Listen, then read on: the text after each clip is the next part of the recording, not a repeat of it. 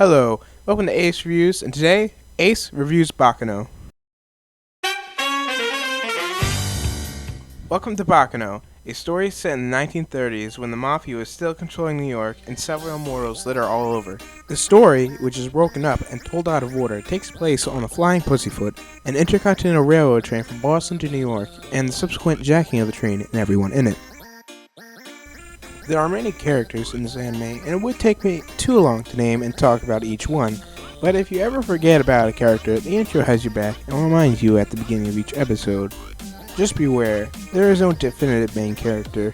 You're going to find a character, or a set of characters that you like, and stick with them throughout the anime, and some of the scenes are really powerful if you like the character that's in it. However packed this anime is though, in characters, it never feels too crowded in one scene or another. And each character is different, giving more of the worth of each character a bigger meaning, other than most characters in other anime. As I said earlier, the story is broken up into bits and pieces and is told out of order, ranging from the 1700s to as late as 1932. It contains many sub-arcs throughout the whole movie, which all get summed up at the end. And even with an episode dedicated to how immortals came to be, it contains many sub-arcs throughout the whole movie, which all gets summed up at the end, and even with an episode dedicated to how immortals came to be, and the 3 special episodes help tie up any loose ends.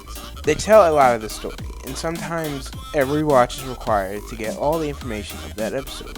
You'll be frustrated, however, when the anime decides to go out on a tangent in a separate sub-arc for that character 5 minutes of fame. However, other than that, it's an engaging story and isn't too hard to understand once they give you the information. Now let's talk about that glorious animation. The animation is very good and very fluid. In close-up, it's very detailed and very good to watch.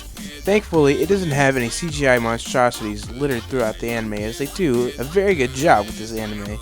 The tone of the show is dark and gritty, and no nonsense, which makes everything feels darker with a realistic take on everything. And the only thing that's bright in this anime is a few key characters' bright clothing. And for once, not the usual rainbow-colored assortment of hair we usually get on main characters. Even the OST is amazing, though none of the OST really stands out. I found it quite enjoyable, however, and oh, that opening, that sweet, sweet jazz opening, it's just beautiful. Beware, repeated listening to the opening will cause incessant humming of the song. The outro song is good, but not as memorable as the intro. After an overall awesome anime, I was left wanting more. Though they didn't technically leave it open up for a sequel, they're immortals. You could probably have the same character be alive today and like have an open EDM bar or something and everyone be gangsters or whatever. But I'm getting ahead of myself.